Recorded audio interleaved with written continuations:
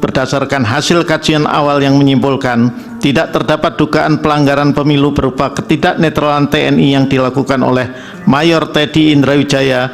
Kehadiran ajudan Capres nomor urut 2 Prabowo Subianto, yakni Mayor TNI Mayor Teddy Indrawijaya saat debat Capres-Cawapres bukanlah bentuk pelanggaran netralitas TNI dalam kontestasi Pilpres 2024. Pernyataan itu disampaikan langsung oleh Hakim Mahkamah Konstitusi RI, MK, Arsul Sani dalam keterangannya saat membacakan pertimbangan di sidang putusan sengketa Pilpres 2024. Bahwa pemohon mendalilkan adanya kehadiran Mayor Teddy dalam acara debat calon presiden dan wakil presiden debat Capres tahun 2024 dan seterusnya dianggap diucapkan.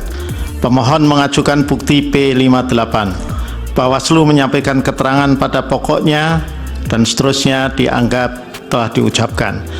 Mahkamah mempertimbangkan bahwa permasalahan yang didalilkan pemohon telah diselesaikan oleh Bawaslu berdasarkan hasil kajian awal yang menyimpulkan tidak terdapat dugaan pelanggaran pemilu berupa ketidaknetralan TNI yang dilakukan oleh Mayor Teddy Indrawijaya karena kehadiran yang bersangkutan dalam acara debat Capres yang diselenggarakan oleh KPU.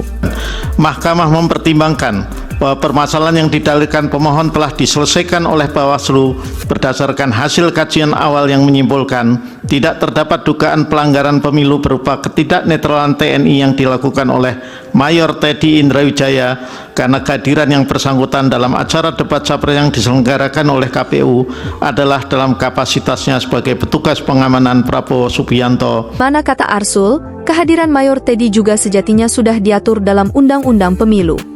Adalah dalam kapasitasnya sebagai petugas pengamanan Prabowo Subianto sebagai Menteri Pertahanan sebagaimana hal tersebut telah sesuai dengan ketentuan pasal 281 ayat 1 huruf A UU Pemilu, kata dia.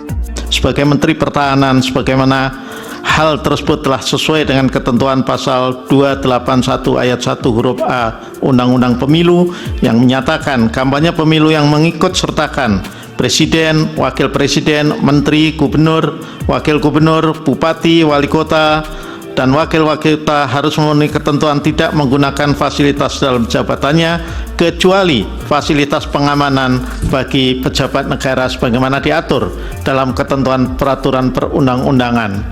Oleh karena itu, Mahkamah mendapat keyakinan hal tersebut tidak melanggar ketentuan perundang-undangan yang berlaku. Bahwa berdasarkan uraian pertimbangan hukum di atas, dalil pemohon aku adalah tidak beralasan menurut hukum. Keterangan dari Arsul itu juga sudah didukung oleh pengumpulan alat bukti dan jawaban, baik dari pihak pemohon, pihak termohon, keterangan pihak terkait serta keterangan Bawaslu. Atas hal tersebut, Hakim Konstitusi kata Arsul tidak dapat menerima permohonan itu karena tidak berlandaskan hukum. Bahwa berdasarkan uraian pertimbangan hukum di atas, dalil pemohon akuo adalah tidak beralasan menurut hukum, kata Arsul.